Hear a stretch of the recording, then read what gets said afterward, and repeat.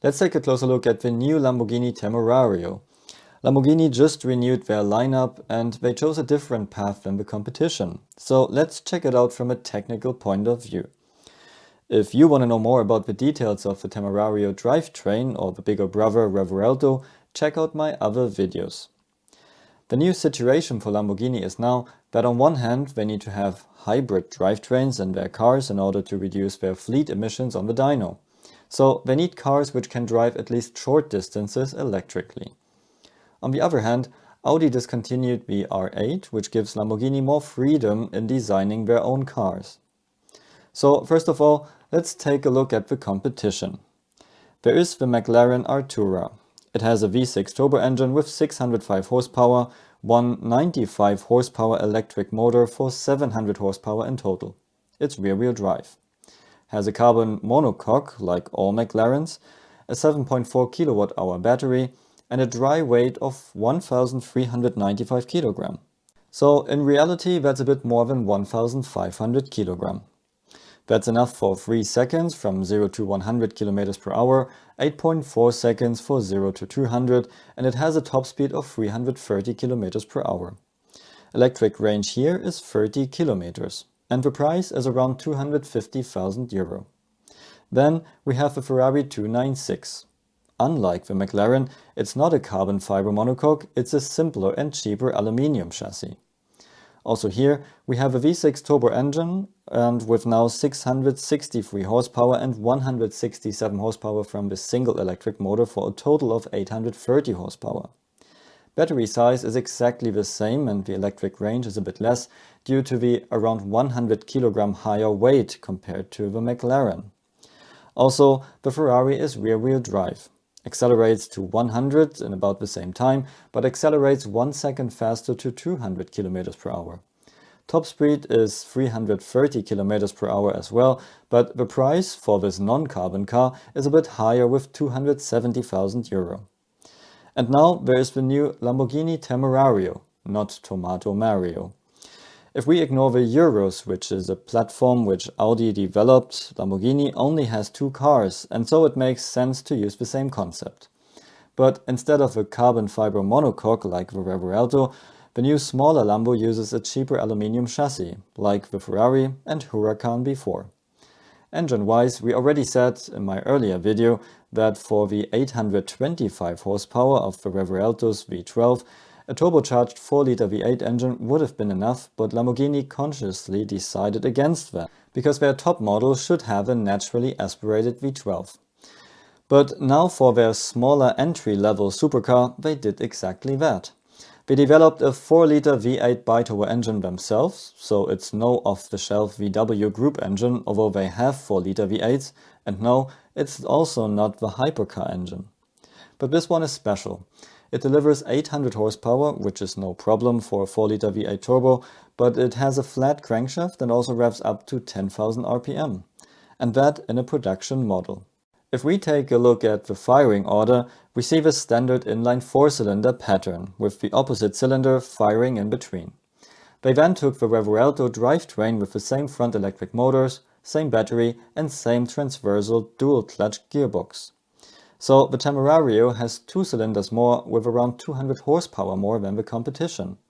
3 electric motors instead of 1, but a battery with only half the capacity, which results in only half the electric range. But that's still enough for Lambo to reduce emissions on the dyno by 50%. And the smaller battery doesn't add as much weight. And because of all that technology, like we guessed in the last video, the Lambo will be significantly heavier than the competition. And now we have the first numbers.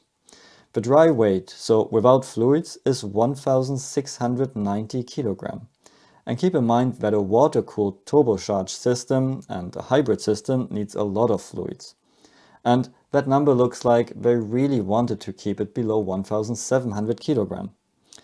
For a Ferrari 296, the difference between the dry weight and the real weight during test without driver was 160 kilogram. So for the Lambo it should be at least that, and so we should end up at 1,850 kilogram for the Temerario. And that makes it around 200 kilogram heavier than the competition. But because it's so much more powerful, it still accelerates a bit quicker. And the top speed is around 10 km per hour faster than the Ferrari and McLaren. And this is what customers care about. Plus, the Lambo can have more recuperation with the front axle and torque vectoring. And because 800 horsepower from a 4-liter V8 is not too much, there is still a lot of potential for tuning. But the question is now, where does that leave the Revuelto? Because apart from the V12, which is harder to tune, and the carbon fiber chassis, which lots of customers won't know about, it's the same car with almost the same performance. So before we discuss this, let's take a look at the car. My personal opinion is that the design is a lot cleaner, not to say boring, compared to the Huracan. Lamborghini had the job to find a lot more cooling for the turbocharged engine and hybrid system. So they kept the front cooling of the Huracan, again without a grille but with protectors for the radiator tubes, and now the license plate right in front of the radiator net, which is not ideal, but I guess Lamborghini accounted for that in the development. They kept a very clean sideline and added lots of additional cooling on top with radiators behind the rear wheels, just like the old Diablo.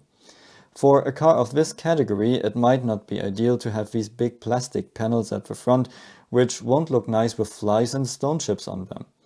Their headlights are so small now that the daylight LEDs and indicators were moved down, so they need 2 light units per side now. They then created some openings at the front to give it a 3D character, but I cannot see the aerodynamic benefit of it.